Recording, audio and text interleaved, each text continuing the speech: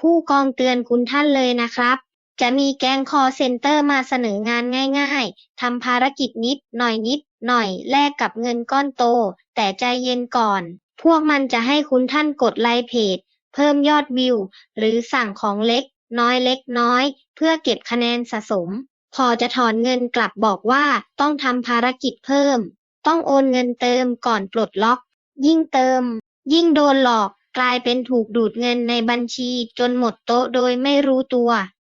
อย่าหลงเชื่อใครที่บอกทำงานออนไลน์ได้เงินง่ายๆแบบนี้นะครับถ้าเงินต้องโอนก่อนหรือถูกบังคับให้ทำอย่างอื่นเรื่อยๆให้สงสัยไว้ก่อนเลย